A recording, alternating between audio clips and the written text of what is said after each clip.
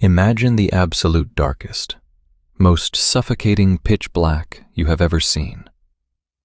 Now imagine being submerged in freezing, salty water, wearing nothing but your underwear. You are 30 meters, 100 feet, below the surface of the Atlantic Ocean. Above you, millions of tons of crushing water. Below you, the abyss. You are trapped inside a steel coffin, and the air you are breathing is slowly killing you. This isn't a nightmare. This was the terrifying reality for a 29-year-old ship's cook named Harrison Okene. And what you are about to hear is one of the most unimaginable stories of human survival ever recorded. May 26th, 2013. The Jascon 4 tugboat is battling heavy swells off the coast of Nigeria. It's 4:30 in the morning. Harrison Okene is in the ship's bathroom. Suddenly, a massive rogue wave slams into the vessel. The tugboat doesn't just roll, it flips completely upside down. Metal shrieks, alarms blare. Within seconds, the freezing ocean violently breaches the hull. The sheer force of the water tosses Harrison like a rag doll. In the absolute pitch black, he scrambles through the rapidly flooding upside-down corridors of the sinking ship. Water is rushing in from everywhere, pulling him under. He is pushed into an officer's cabin, and then, miraculously, into a small adjacent bathroom. The Jascon 4 hits the ocean floor, slamming into the seabed 30 meters down. The vessel settles into the mud. Harrison is alive, but he is trapped. He is standing in freezing water up to his chest. Above his head is a tiny 4-foot pocket of compressed air. That's it. That is his entire world now. Total, suffocating darkness. The smell of diesel fuel and raw salt water burns his nose. He has no food, no light, no way to signal for help. He is literally buried alive at the bottom of the sea. For the first few hours, pure adrenaline keeps him going. But as the hours turn into a full day, the true horror of his situation sets in. The water temperature is freezing. To stop himself from dying of hypothermia, Harrison manages to stack a few floating mattresses and debris to keep his upper body out of the water. But the cold is the least of his problems. The air in his tiny bubble is toxic. Every time he exhales, he releases carbon dioxide. The CO2 is building up, slowly poisoning him.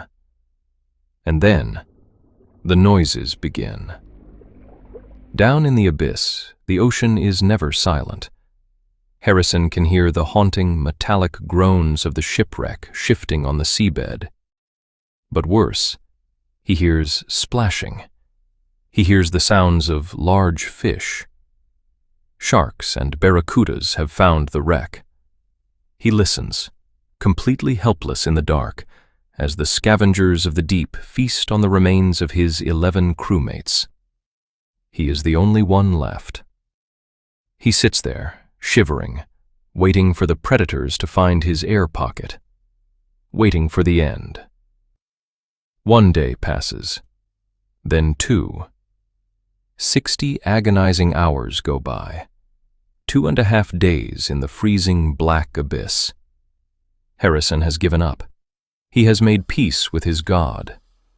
He is taking what he believes are his final, shallow breaths of the toxic air. Then, he hears something impossible. Clink, clink, clink. A metallic hammering sound against the outside of the hull. He holds his breath.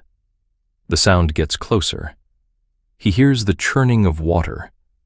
He sees a faint, ghostly beam of light piercing through the submerged corridor outside his cabin. Divers. A recovery team has been sent down, not to rescue anyone, but to pull the dead bodies out of the wreck. A South African diver swims slowly through the upside-down, debris-filled corridor. His camera light cuts through the murky water. He is looking for corpses. Harrison knows this is his only chance. He dives under the water, swimming blindly towards the light. On the diver's helmet camera, a pale hand suddenly appears in the frame. The diver assumes it's just another dead crew member pinned by the wreckage. He swims closer, reaching out to grasp the lifeless hand. But as the diver's glove touches the skin, the hand violently grabs him back. The diver screams in terror. He yells into his radio to surface control. "He's alive! He's alive!" The shock is unimaginable. After 2.5 days underwater, they have found a living, breathing man. But Harrison isn't saved yet. After 60 hours at 30 meters deep, his body has absorbed massive amounts of nitrogen.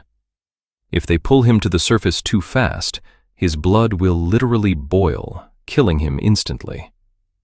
The divers have to fit him with a specialized diving helmet and slowly, painstakingly guide him to a diving bell.